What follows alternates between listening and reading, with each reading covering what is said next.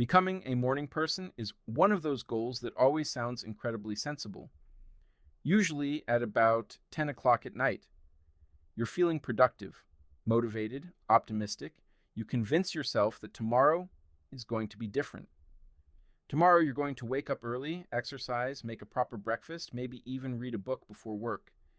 In your mind, you've basically become the sort of person who casually watches the sunrise every morning. Then tomorrow arrives. The alarm goes off.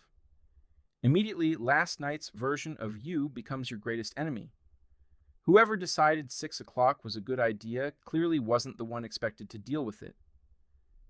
You stare at the ceiling, wondering why the room feels colder than Antarctica, and somehow the duvet has transformed into the safest place on Earth.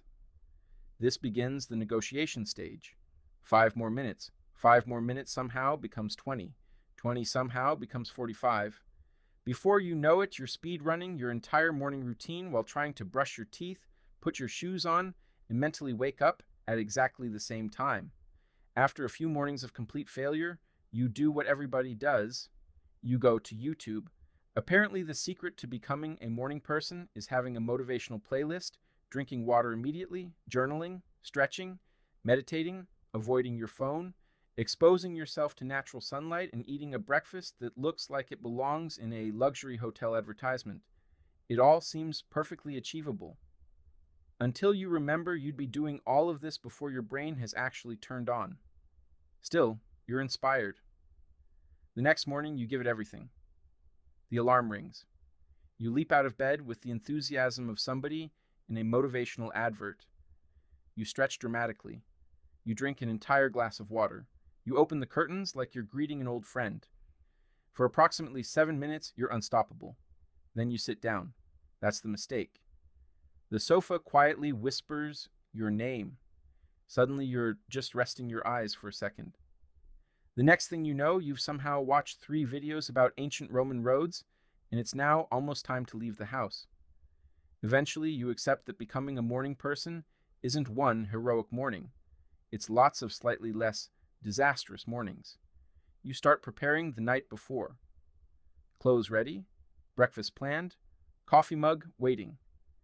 Every tiny decision removed from tomorrow's sleepy brain because you've realized that morning you simply cannot be trusted with important choices. Slowly, things begin to change. You stop hitting snooze quite so often. You wake up before the second alarm. You even have enough time to sit with a coffee instead of carrying it around the house while putting on one sock at a time. Then one morning, something remarkable happens. You wake up before your alarm. At first you panic. Surely you've overslept. But no. Your body has simply decided this is normal now. It's a strange feeling. The world is quieter. The roads are calmer.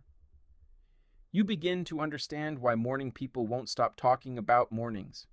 Not because they're trying to annoy everyone else, although they definitely are a little, but because they've discovered there's something oddly satisfying about having the world mostly to yourself before everyone else wakes up. Of course, you never become completely immune. Every now and then, you'll stay up far too late convincing yourself one more episode won't make any difference. Morning, you will once again curse, evening you for making terrible life decisions. Some things never change, but eventually you realize becoming a morning person was never really about waking up early. It was about making peace with the fact that every morning starts with a tiny battle between the version of you chasing your goals and the version of you who would quite happily sleep until lunchtime. Some mornings one of them wins, some mornings the other does, and that's probably normal. Different sunrise, same main character,